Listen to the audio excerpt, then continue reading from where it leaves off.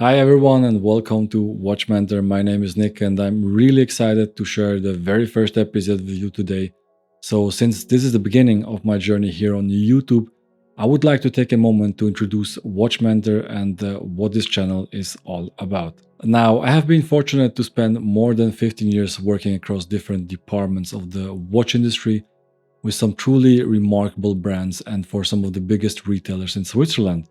And during that time, I've had the chance to see the other side of the coin, to see the big picture and get insights that many people outside the industry don't have access to. Insights that can completely change how you view, appreciate, and judge watches, giving you a real advantage that makes collecting and the whole journey more confident and rewarding. That is what Watchmaker is all about, focusing on what truly matters in watches, pointing out the details that often go unnoticed, diving deeper into overlooked topics, and shedding light on the things most people miss. I think vintage watches are the perfect place to start because there is a lot that goes unsaid in this area. Because people often see only the beautiful side of vintage watches, but not the challenges you really need to be prepared for. Challenges that start before you even buy one, such as, for instance, tracking the path of a watch, which is fundamental as it sets the cornerstones for everything else. And if you understand it, you can avoid many unpleasant surprises and build a solid foundation for successful vintage watch ownership. Now, before we buy an older or pre-owned product, whether it is a house, a car, or a watch, we want to know the real condition. We want to be sure that what we buy is safe to use, worth our money, and something we can later enjoy without unpleasant surprises. But the challenge is that you often cannot judge all of this just by looking at the product. It takes more research because the current condition also depends on things like how many owners it had, how it was treated, who serviced it, and how often, which is not visible at first glance. And all of this matters not only because it reveals the true condition of a watch, but also uncovers whether the watch is fully authentic or if parts have been swapped or altered, which doesn't just affect the value, but it also helps you spot hidden risks like poor repairs or damage. But this is where the issue starts with vintage watches, where often you do not have access to this kind of insights because the history is poorly protocoled. Sometimes there are no papers at all, which makes it very difficult to judge what you're actually buying. And the crazy thing is, sometimes even having the papers and the flawless watch on the outside still does not say much about the current condition and what you are dealing with. All of this only becomes visible once the watch is opened or brought in for a service. That is when you discover it has been patched together multiple times, sometimes with completely wrong parts, and is in such a poor condition that restoring it to a good standard is nearly impossible. And even if it can be done, due to the bad treatment in the past and the poor condition, restoring such a watch usually comes with a very high price tag. Now, despite all, there is hope because with some steps you can avoid this struggle, steps you can take before even buying a watch, such as, for instance, having a trusted watchmaker, or even better, an official brand service center assess the condition. And yes, this might cost something, but nevertheless is worth the investment, as they can spot things which are invisible to the untrained eye and can cost you much more later if not detected upfront. But if that's not possible, then at the very least ask for service papers and the full maintenance history, which ideally should include what was done when and especially who did it. And all of this matter because if the last service was performed at an official service center or retailer, you can usually assume the watch was restored with original spare parts and brought back to an acceptable level regardless of the previous condition. And another thing to check before buying a vintage watch is check if a watch has been to a service center multiple times in a short period or repeatedly for the same issue, because that would be a huge red flag since it usually means the watch has deeper problems that aren't easy to fix and may keep coming back. And in this regard, before we move on to the next key point, one last thing to remember is if you see that the watch has changed owners frequently, avoid it at all cost, as this usually indicates that there is a good reason nobody wanted to keep it. Now, you might wonder what causes a watch to have a bad service history. And no, it's not necessarily because someone did not care. More often, it was simply what was possible under the circumstances, because challenges like lack of spare parts play a big role here and affect how well a watch can be maintained. So, yes, spare parts are another crucial aspect to consider when buying a vintage watch, and is the second key challenge that really needs to be emphasized. Even if the watch is in a very good condition and shows just a little wear, sooner or later, every watch will need some spare parts replaced. But with vintage watches, this can be quite tricky, because for many older models, spare parts simply no longer exist, which might not be a huge problem if the missing parts are non-essential and can be repaired. But the real issue arises when it comes to critical components, like for instance the balance wheel or parts of the escapement that are essential for the accuracy of the watch and should never ever be patched together. And the thing is, if crucial parts are not available anymore, you have two options left. The watch cannot be serviced anymore, or custom-made spare parts are required, which can cost a fortune. And depending on the watch's value, it often doesn't make sense to invest in such a restoration, unless of course there is an emotional value attached to it. Because the thing is, whether a watch is worth 2K or 10K, restoring the same part for each watch takes usually the same amount of time and effort. So for a 10K watch, spending 2K on a restoration might still be reasonable, but for a 2K watch it usually isn't. And if this is the case, some clients will look out for an independent service center or watchmaker to somehow patch it together and just somehow make it work. And is also a reason why some vintage watches have such a bad service history. Because if no spare parts are available, or the client doesn't want to pay for custom-made spare parts, independent watchmakers or service centers are forced to improvise.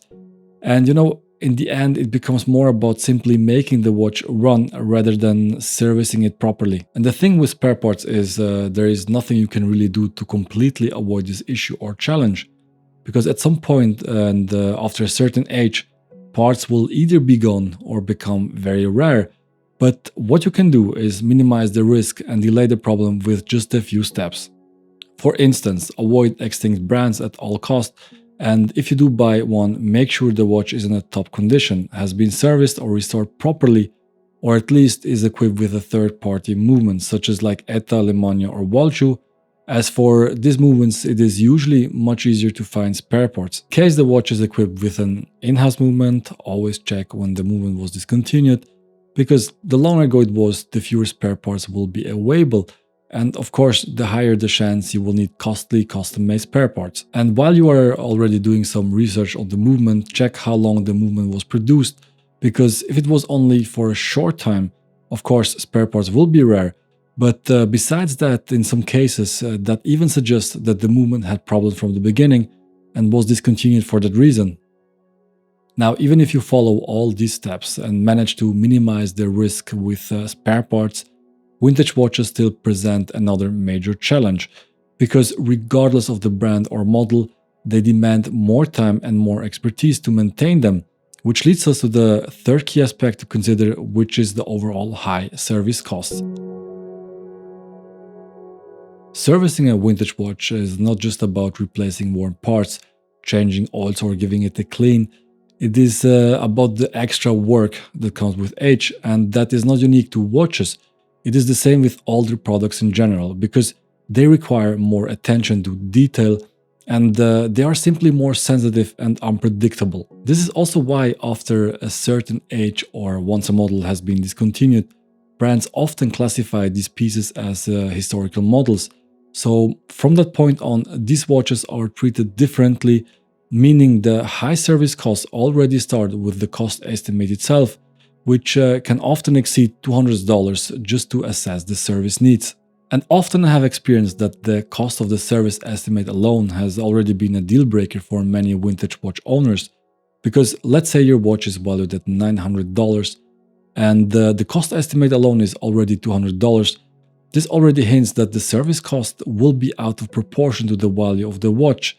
And of course, something many do not want to deal with. But I think this is exactly where the trap lies with vintage watches, where you suddenly have access to hot brands through vintage watches at prices that seem impossible.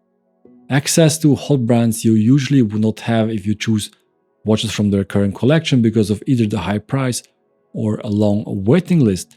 And I know on paper it is tempting. Yes, you could suddenly own a Patek Philippe for an incredible price. But the reality is maintaining a vintage watch can often be much more expensive than servicing pieces from the current collection. I mean, I have seen partial services alone cost almost as much as the watch's value, which can, of course, make maintaining a vintage watch truly challenging, which is one of the reasons why some people eventually end up selling these watches. And to be honest, it is something I really understand. But what I don't understand is when fellow watch collectors or watchmakers say that high service costs are often a scam and can be avoided since everything can be fixed without drama and without replacing or custom making parts. I mean, while that might be true to a small degree, in many cases crucial components cannot just be repaired to the level required for the accurate function of the watch, and eventually need to be replaced or restored. And this is also another reason why so many vintage watches have poor service histories, because often owners choose the quick fix to avoid paying for proper servicing due at a high cost. And the result is movements looking like battlefields, forcing the next watchmaker to spend much more time restoring them correctly than if the job had been done properly from the start. Now, I know all of this might sound a bit daunting, and to be honest, it should, because it is meant to raise your awareness of what you're getting yourself into, and to help you understand that high service costs are just part of the package when buying a vintage watch. Something we simply have to accept, and since they are part of the deal, along with other unavoidable aspects, such as the fact that older watches often face reliability issues, which are also part of this experience, and the fourth and final key aspect that deserves full attention. Because when we talk about vintage watches, we are talking about pieces that were built 30, 40, sometimes even 50 years ago under completely different circumstances than today. I mean, they were made with tools, machines, and materials that have evolved a lot since then and simply cannot match the production standards we have now. But on top of that, after all these years, the components naturally wear down. And as with everything in life, the older something gets, the more delicate and sensitive it becomes, which means that regardless of how often it has been serviced or how well it was treated and maintained, reliability issues start to appear on a constant basis, often resulting in watches spending more time in the service center than on their owner's wrist. And the thing is, this is only one consequence of the natural wear. Because another thing to keep in mind is that regardless of the brand, vintage watches often never even reach the accuracy they once had, and is something I have experienced even with some of the best movements from the past. A prime example is the COSC-certified Rolex 1570, and when it was introduced, I believe around 6 years ago, was top-notch, but today, due to age and natural wear, it is sometimes impossible to reach the same standard it once had. So now imagine the reliability of standard movements from the past. But this issue is not only unique to old watches, but also visible in other industries as well, such as, for instance, aviation, where planes are taken out of service after a certain age, because the mechanics simply wear down and become unpredictable. Now, all that I mentioned today is exactly what makes many vintage watches feel like a curse, because even though some risks can be avoided with just a few steps, other unpleasant risks are just part of this experience, which leads us to the question, is this even all worth the risk? In my opinion, I think vintage watches are very much like vintage cars, because you don't own them for the everyday practicality, since it is more about their beauty, their charm, and the emotional connection to a bygone era, and not primarily because you expect flawless timekeeping or modern reliability. But just like with classic cars, the truth is this enjoyment often comes with a high cost, and something you will have to ask yourself is, what is this experience worth to you? And how far are you willing to go financially to preserve it? Now, having said that, I'm really curious to hear about your encounters and experiences you have had with vintage watches. And if you have any questions about something I might have missed, drop them in the comment section down below. I'm always happy to answer them. In the meantime, subscribe to the channel as there are more exciting topics in the pipeline. But for now, thank you for tuning in today. Stay blessed and see you next time.